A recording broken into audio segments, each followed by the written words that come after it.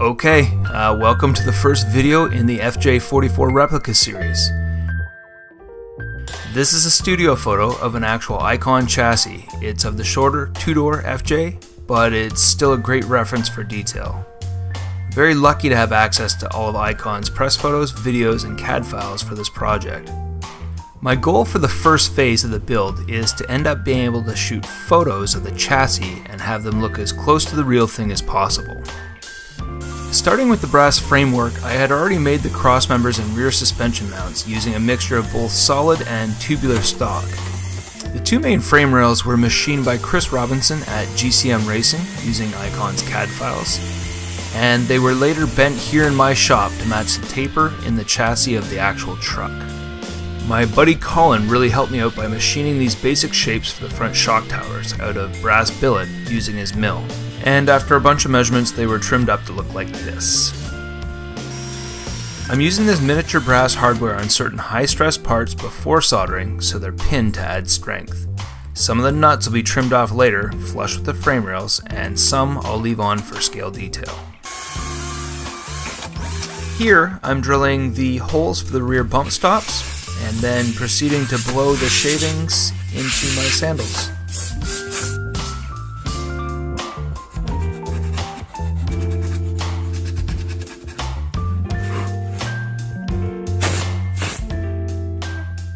So these are just the sleeves or the mounts to hold the bump stops.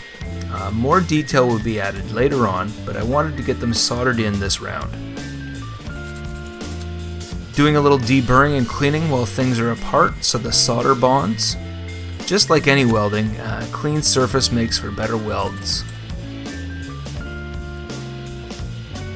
When GCM did the machining on the rear axle housings, they left me some space to add pads, as seen here in our reference photos. They create a surface area for the bump stops to rest on when the suspension is under full load. We'll see more of these axle modifications in later videos.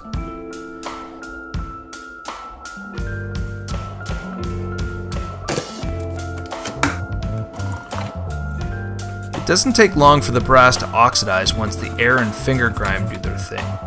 As I work on the piece, I notice it dulls down, so it requires quite a bit of cleanup in between.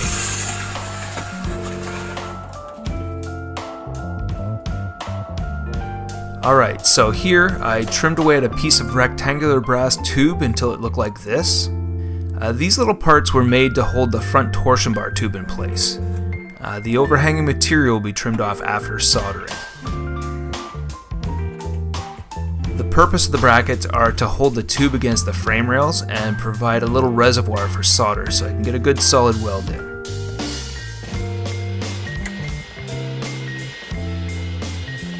Fans, owners, and builders of real Icons may have noticed that the front suspension mounts are in slightly different locations.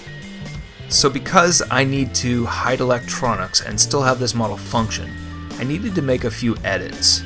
But I think as a whole, this will not only function and scale off-road, it will still look pretty close to its full-size counterpart.